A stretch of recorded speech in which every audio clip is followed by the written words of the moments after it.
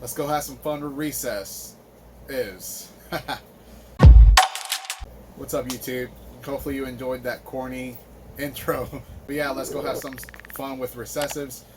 So most people, when they get into recessives, and I've actually seen this a lot, is so they'll buy a double het, whatever, male. Let's go with male. And they'll pair it to several non-double het or double visuals or nothing like that, visual het or anything like that, females. And they're like, oh, if I just spread the genes around, then I'll be able to hold back and I'll be able to pair later on, and hopefully it works out. So that strategy there is literally banking on 50% hets proving out over and over and over again. Which, if you get lucky, that could happen. But if you get unlucky, you are literally ruining your entire project. So this video is strictly going to be on the best way to work into double recessives or triple recessives or quad recessives. This can go for any animal that has multiple recessive morphs or genes in their pool. So for bearded dragons, there's 4 different recessives that most people work with. For ball pythons, there's obviously several more than 4 recessives. So it's the same thing if you want to get into multiple recessive projects. And let's go ahead and just get into it. You know, this is exactly what we're doing, right? So, who do I want to start with? Actually, let's start with the ball python since they're already right behind me. So let's go with single recessive. All right. Single recessive, we have a banana leopard clown right here. Now, he is for sale if anybody wants a banana leopard clown, proven breeder. He's been breeding for 2 seasons already. So, banana leopard clown, that's 1 recessive. Let's say I want to add a second recessive to this clown project. So let's say I want to add pied. The best way to add pied to this clown recessive morph is to either get a visual pied and breed it, and then all of your offspring are going to be 100% double het clown pied, or you can get a pied het clown, and that's even better because then your offspring are going to be 100% het clown, 100% het pied, and the ones that aren't 100% het clown are going to be visual clown. So you're going to get several that are, so you're going to get some offspring that are clown het pied, and you're going to get some offspring that are double het. So obviously that puts you a step closer, because if you get those clown het pieds and you hold them back, then everything that you breed that clown het pied to, even if it's double het, everything's going to be 100% het clown, and it puts you closer, because if you are breeding that clown het pied to a double het, you're going to get 50% of the offspring are going to, or approximately 50% of the offspring are going to be clown, and approximately 25% are going to be pied. So at least 1 in 8, that's going to be double visual. So that makes a huge difference in setting up your clown project, or clown pied project. Now the same thing goes for bearded dragons. If you're trying to get zeros and wiblets, or hypo and trans and all of that, if you're trying to get 2 recessives in, it's easier to find females that are going to get that recessive, or males that are going to get that recessive into the project, instead of waiting for 50% hets to prove out. So by breeding this male to a pied, all of the offspring are going to be 100% double hets. And if I were to find, let's say, a clown pied female, all of the offspring are going to be clown, and all of the offspring are going to be 100% het pied. So that makes a huge difference in getting that double recessive project going from just a clown single recessive ball python. So, I mean, if you want to get into single recessives, it's obviously easier to breed recessive to recessive or visual to visual, and that'll always get you those recessives that you're wanting, right, in that project. But let's say you have something where your recessive morph, in bearded dragon for example, your recessive morph isn't able to be paired to something else that's visual. It has to be paired to a non-visual in order to make hets, and then those hets have to be bred together. So for example, in wiblets and zeros, anytime you breed those, the only way you can produce wiblets and zeros is from het to het. So that means you will never be able to breed a visual to a het or a visual to visual, at least not for now, maybe in the future. But yeah, like hypo and bearded dragons, you can breed that visual to visual, no problem. Translucent, most people will tell you do het to het, but you can do visual to het, no problem. But if you do visual to visual, the babies have problems. So there is all these little tidbits that you need to learn before you start getting into recessives. And obviously I've made videos about things in the bearded dragon world where you can't breed them together because they're unethical. I made a video about that, and it's called 10 Things You Need to Know Before Breeding Bearded Dragons. So if you haven't seen that already, I'll put it up here on the corner. But this video is strictly just going into the recessives and how to get into that project from just a single recessive morph. So now that we have clown het pieds and double het clown pieds, if I want to get into triple recessives, this is where it gets tricky. Triple recessives, the easiest way to get into triple recessives is to breed triple hets to triple hets. That's the cheapest way to get into triple recessives. Then you got visual double het to visual double het, and that's another way to get into recessives. So triple visual. So I have a clown het pied. The best way for me to, let's say, get hypo into this project would be to find a hypo het pied. So that means everything is going to be het clown, het hypo, 66% het pied, or it's going to be pied, het clown, het hypo. You're obviously going to hold back the pied, het clown, het hypos, and hopefully you get quite a few of them, or at least one or two of them, so you can hold those back. Then, after a few years, if you held back two, then you can breed them back together. If you have to buy another one, I suggest you buy one that is not visual pied, but visual clown or visual hypo, that's het pied, het clown, or hypo. So that way, when you breed those two together, you're going to get 50% of the offspring are going to be pied, 50% of the offspring are going to be clown, or if you use a hypo double het, you're going to get 50% hypos. So that obviously puts you a lot closer to getting those triple visuals. I'm not exactly sure what the ratios are, but I'll put them up on the screen so you can see them. And then obviously the last one is double visual het to double visual het.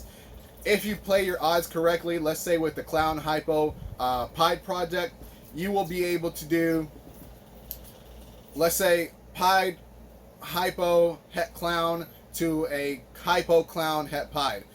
You're going to have the highest success rate of producing triple visuals, and all of your offspring are going to be 100% hets. So if you decide to hold back anything, you literally can hold back the entire clutch and still be ahead of the game in that triple visual project. Going into the quad visuals, this is where it gets even worse.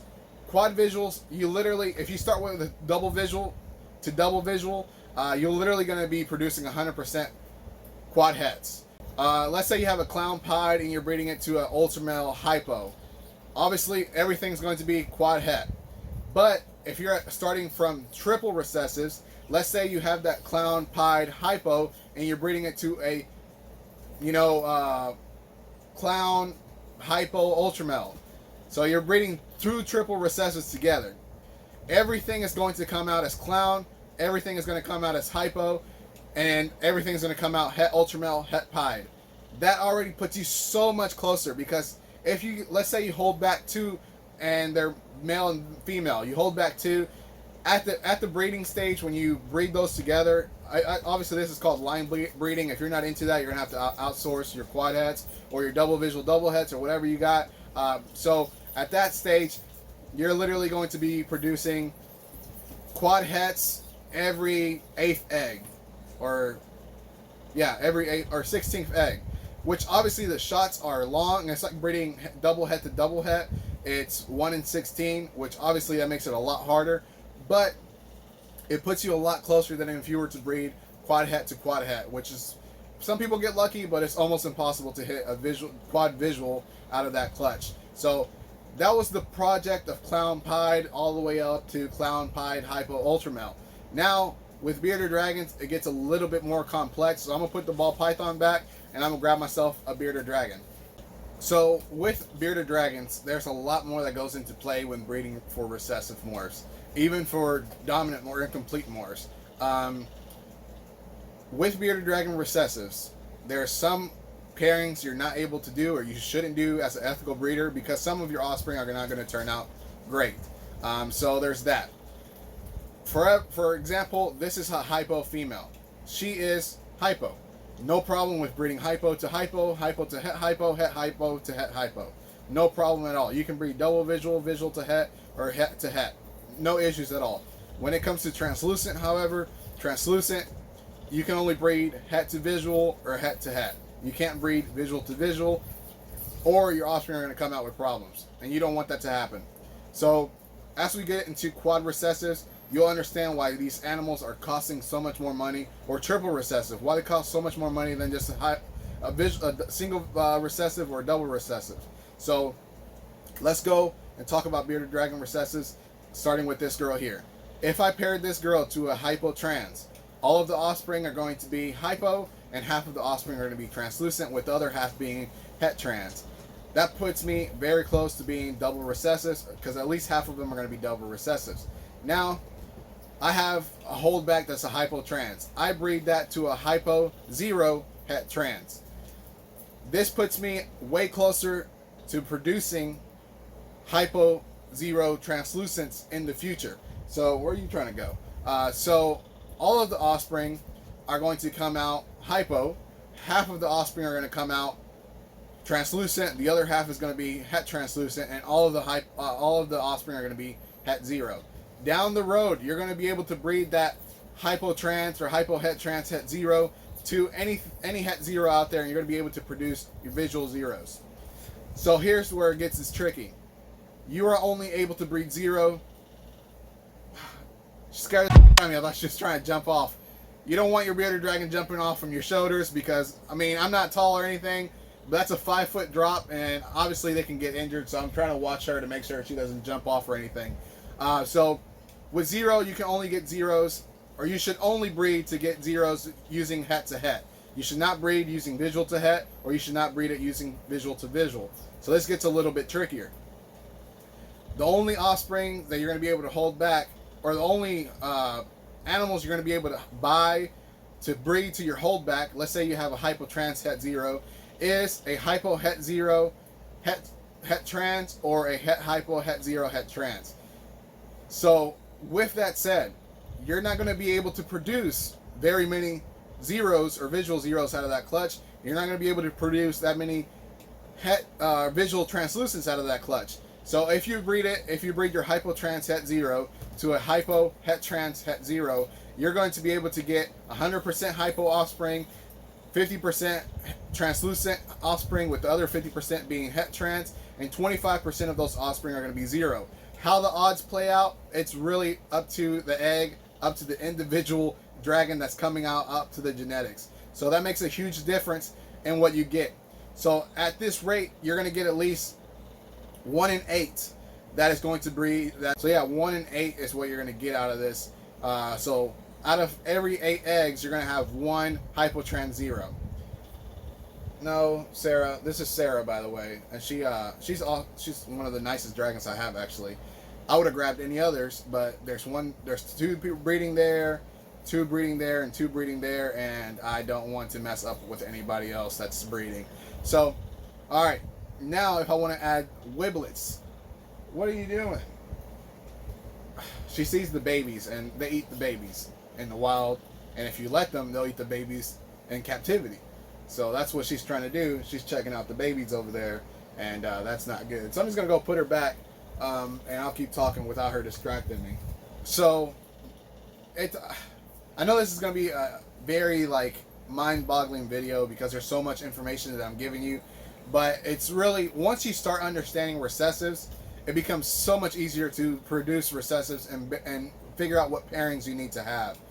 So, wiblets. I have a hypo trans 0. I cannot breed that hypo trans 0 to a visual translucent or a visual 0 het 0.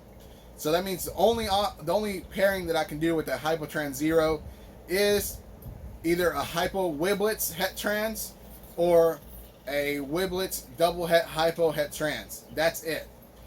That's if you want to get into the Wero project. With that pairing, if you do, let's say, hypo trans 0 to a hypo wiblets het trans, with that pairing, everything's going to be 100% het 0 and wiblets. So that's 100% het Wero. That's the term that they got, the slang for it. So 100% het Wero is what you're going to get out of that clutch. All of them are going to be hypo, 50% of them are going to be visual trans, and the other 50% are going to be het trans.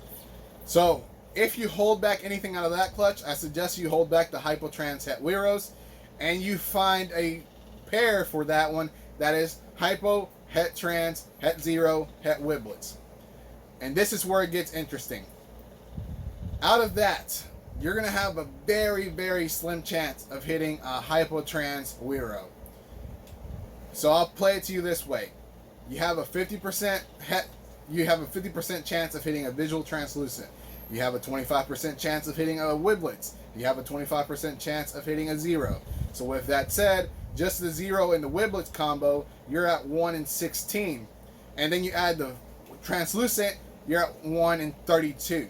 So that means out of an entire clutch, there's a chance that you only hit one Wiro. Which can happen. Doesn't mean it's gonna, but it can happen. The chances are there. It's very slim.